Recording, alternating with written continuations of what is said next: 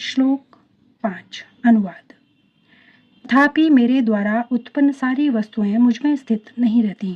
जरा मेरे योग ऐश्वर्य को देखो। यद्यपि मैं समस्त जीवों का पालक भरता हूँ और सर्वत्र व्याप्त हूँ, लेकिन मैं इस विराट अभिव्यक्ति का अंश नहीं हूँ, क्योंकि मैं सृष्टि का कारण स्वरूप हूँ।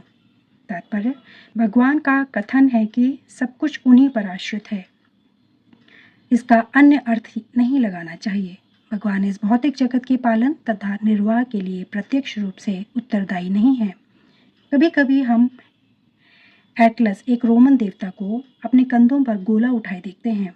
वह अत्यंत थका लगता है और इस विशाल पृथ्वीलोक को धारण किए रहता है। हमें किसी ऐसे चित्र को मन में नहीं लाना चाहिए जिसमें कृष्ण इस सृजित ब्रह्मांड को धारण किए हुए हैं।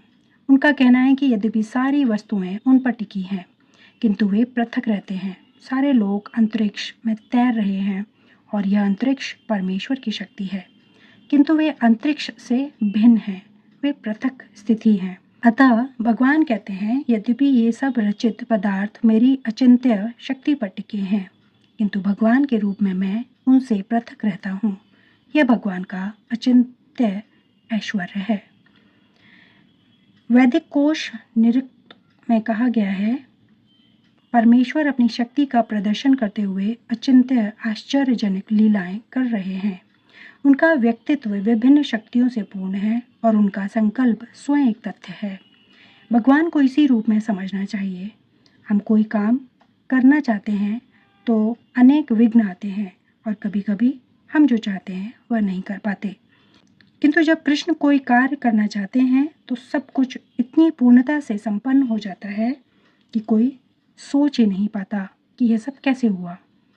भगवान इसी तथ्य को समझाते हैं, यद्यपि वे समस्त सृष्टि के पालक तथा धारण करता हैं, किंतु वे इस सृष्टि का स्पर्श नहीं करते। केवल उनकी परम इच्छा से प्रत्येक वस्तु का सृजन, धारण, पालन एवं संहार होता है। उनके मन और स्वयं उनमें कोई भेद नहीं है, जैसा हमारे भौतिक मन में और स्वयं हम में भेद होता है, क्योंकि वे परमात्मा हैं। साथ ही वे प्रत्येक वस्तु में उपस्थित रहते हैं, किंतु सामान्य व्यक्ति यह नहीं समझ पाता कि वे साकार रूप में किस तरह उपस्थित हैं। वे भौतिक जगत से भिन्न हैं, तो भी प्रत्येक वस्तु उन्हीं पर आश्रित है। यहाँ पर इसे ही योगम ऐश्वरम अर्थात भगवान की योग शक्ति कहा गया है। श्लोक 6 से आगे का वर्णन अगले वीडियो में। धन्यवाद। जय श्री कृष्ण।